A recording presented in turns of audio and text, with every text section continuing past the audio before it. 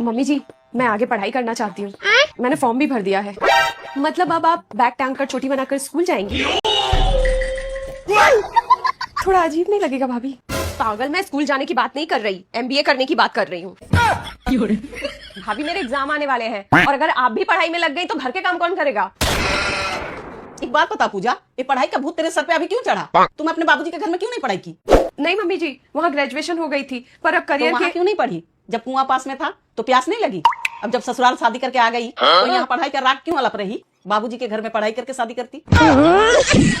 लो जी, ऐसे तो ससुराल वाले दहेज मांगते हैं, ये तो उल्टा डिग्री मांग रही है। घोर कलयुग। तू अपना काम कर बिमला। सही तो बोल रही है बिमला। तुम शादी करके आई घर संभालने के लिए या हम ससुराल वालों को टॉर्चर करने के लिए? तो अब क्या हम तेरे लिए टिफिन पैक करेंगे और तू कॉलेज जाएगी? नहीं मम्मी जी, मैं सब संभाल लूंगी। सुबह का नाश्ता और दोपहर का खाना बना के जाऊंगी। ओहो, खाना बना के जाएगी महारानी? और पीछे से जो बर्तन का ढेरी लगेगा वो कौन धोएगा? ये भगवान क्या जुल्म है। तुझे पढ़ाई का इतना ही शौक था तो अपने पापा से बोलती 2 साल और रुक जाओ, पहले पढ़ लिख कर टीचर बनूंगी फिर बहू बनूंगी। तू यहाँ के जीना हराम कर रही है हमारे।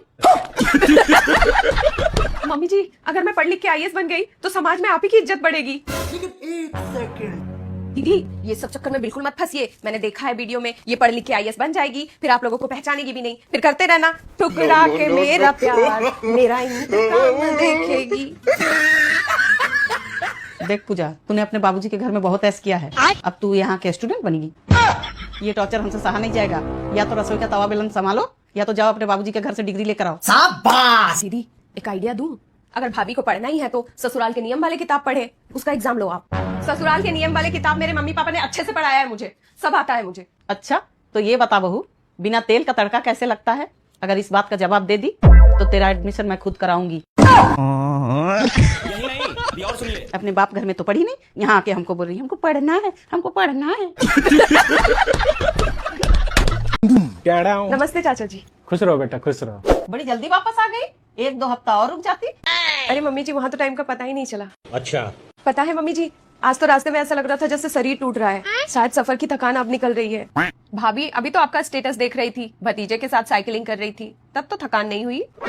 वो तो बच्चा जिद कर रहा था इसलिए हिम्मत करनी पड़ी, पर अब तो ऐसा लग रहा है जैसे बुखार चढ़ जाएगी। सफर में थकान हो जाती है, जा जाके चेंज कर ले और चाय पिला दे। मुझे अदरक वाली चाय कर देना। गुड्डू, अदरक तो मैं कूट दूं, पर पता नहीं क्यों कल से मेरे कलाई में बड़ा दर्द है। लगता कुछ भारी सामान उठा लिए होंगे। पूजा भाभी, आपकी ड्रेस कितनी अच्छी लग रही है गेहूं काटते हुए। वैसे कोई लेबर नहीं था क्या घर में गेहूं काटने के लिए? बिमला, तू अपना काम कर, कुछ ज्यादा ही छूट मिल गई है तुझे इस घर में। अच्छा जी, मायके में बेटी बन के काम करो तो खून बढ़ जाता है और यहाँ बहू बन के चाय बनाने बोलो तो BP बढ़ता है। लो भाई, अब तकलीफ है तो इसमें गलत क्या बोला मैंने? बात तो सही है। बहू, ज्यादा तकलीफ है तो दवा खा के सो जा, अगर शाम तक आराम नहीं हुआ तो डॉक्टर पास ले जाऊंगी। ठीक है मम्मी जी।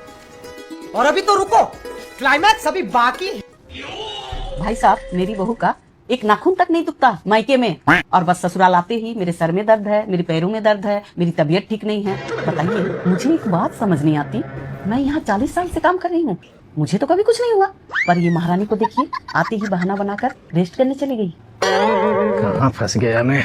अच्छा दीदी, चलता हूँ, शाम को सत्संग में मिलेंगे। अरे भाई साहब, कैसे जाऊँ मैं सत्संग? आप ही बताओ, पूरे घर का काम मेरे सर पर छोड़ रखा है, एक तो आते ही बिस्तर पकड़ रखी है। आप ही बताओ भाई साहब, इस उम्र में सेवा लेने का समय में उल्टा बहू का सेवा कर रही हूँ। ओहो, ये फिर शुरू हो गई। अच्छा दीदी, किसी डॉक्टर को दिखा लीजिए। क्या बताएं भाई साहब, 50,000 रुपया खर्च कर चुके हैं। जब भी मायके से आती है डॉक्टर का चक्कर लगा रहता है, कभी ये टेस्ट कभी वो टेस्ट, पर टेस्ट में कुछ निकलता ही नहीं। मुझे तो समझ में नहीं आती इसको क्या बीमारी है। दीदी, कहीं कामचोरी की बीमारी तो नहीं हो गई आपकी बहू को? दीदी, ये कामचोरी वाली बीमारी मुझे भी हो गई थी शादी के बाद। अरे बाप रे! तो बहू को कुछ दिन आराम करने दो। अरे हम भी तो यही बोल रहे हैं भाई साहब, आराम ही करना था तो 2 दिन और रुक जाती मायके में। किसी पे बोझ क्यों बनना? इसे भी तो सोचना चाहिए ना कि इस उम्र में मम्मी जी इतना काम कैसे करेगी। शाबाश। ऐसा नहीं है मम्मी जी, सच में थकान हो जाती है ट्रेवल से। बहू, तू अभी तक सोई नहीं? आप लोग आराम कीजिए, मैं ही चाय बना के लाती हूँ। बेटा, 1 कप चाय मुझे भी बना दे।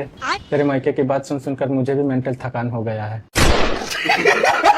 लेकिन एक सेकंड, खुद तो कभी ओला उबर में बैठा नहीं होगा और दहेज में 4 व्हीलर चाहिए। हद हो गई है। पहले तो बोल रहे थे हमें कुछ नहीं चाहिए, लड़की को एक जोड़ी कपड़े में सम्मान के साथ भेज देना, अब तो सम्मान के साथ सामान भी मांग रहे हैं। कैसे लालची लोग हैं, दहेज मांग रहे हैं। कैसे अनपढ़ गवार लोग हैं, आज के जमाने में दहेज मांग रहे हैं।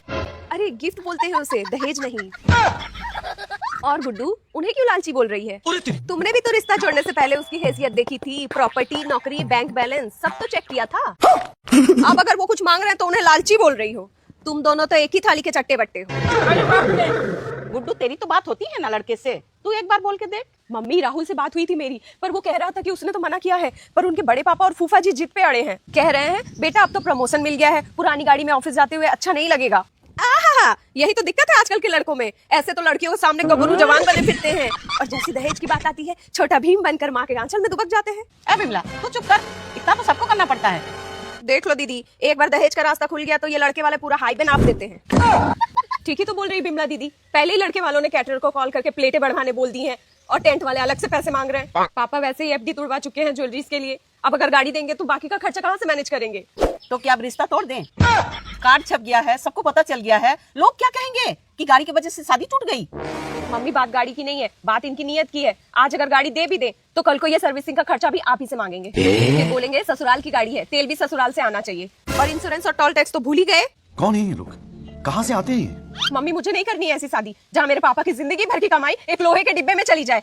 हमें मना कर देना चाहिए। चुप कर तू। माँ बाप कमाते ही हैं अपने बच्चों के लिए, ऐसे रिश्ते बार बार नहीं आते।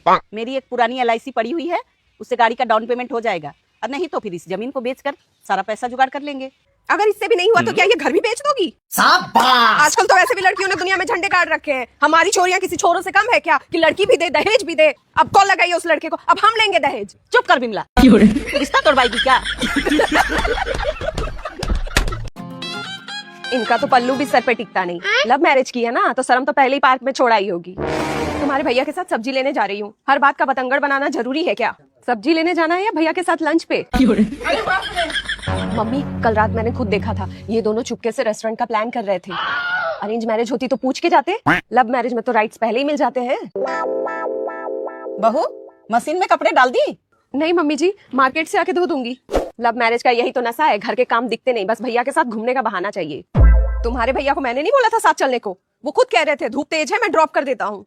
हाँ, मेरा बेटा तो अब ड्राइवर बन गया है ना।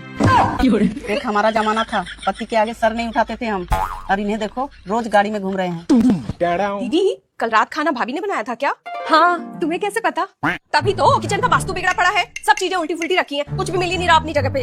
हाँ बिमला दीदी, ये घर लव मैरिज का शिकार जो हो गया है। गुड्डू, हर बात को लव मैरिज पे लाना जरूरी है क्या? हाँ बिल्कुल जरूरी है। हमने तो बचपन से देखा है, पापा ने कभी पानी का ग्लास तक नहीं उठाया, आपने तो भैया को नौकर बना के रखा है। और गुड्डू, कल जो कड़ी बनी थी उसमें दही कम रोमांस ज्यादा लग रहा था इनका। नमक डालना तो भूल ही गई थी हीरोइनी। तू अपना काम कर बिमला, नमक कम था तो डाल लेती। ये तो सब गुंडा लोग भाग रहे। बहू, बिमला तो सही बोल रही है, ध्यान अगर प्यार मोहब्बत में ही लगा रहेगा तो नमक कहाँ से याद रहेगा? हमें तो डर लगता है किसी दिन सब्जी में चीनी ना डाल दो तुम लैला मजनू। मम्मी, चीनी तो डाल ही दी है बातों में, देखती नहीं हो कैसे आप जी करके बात करती हैं, लगता ही नहीं है पति पत्नी है, ऐसा लगता है कोई टीवी सीरियल चल रहा है। मम्मी जी, अगर आपका बेटा मेरी इज्जत करता है, मेरे थोड़े काम में हाथ बटाता है, तो वो बुरा बेटा कैसे हो गया? और गुड्डू, तुम भी तो चाहती हो ना तुम्हें जो लड़का मिले वो तुम्हारी केयर करे।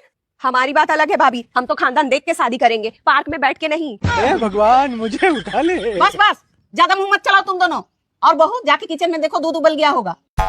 और हाँ, कल की तरह ख्यालों में मत खो जाना, नहीं तो आज भी दूध गिर जाएगा। पूजा जी जल्दी कीजिए, लेट हो रहा है। हाँ जी, आती हूँ। लो, आ गया मजनू भैया का बुलावा। कुछ भी। देखा मम्मी, एक आवाज पे कैसे दौड़ जा रही है, और हम काम को आवाज मारे तो कान पे जू तक नहीं रेंगती महारानी के। रहने दे गुड्डू, जब तक प्यार मोहब्बत का भूत सवार है ना, हमारी सुनवाई नहीं होगी। जाने दे इसे ड्राइवर के साथ। मम्मी जी, ड्राइवर नहीं है, मेरा पति है। नहीं जा रही मैं, आप लोग खुद जाइए, सब्जी लाइए, बनाइए और मुझे खिलाइए।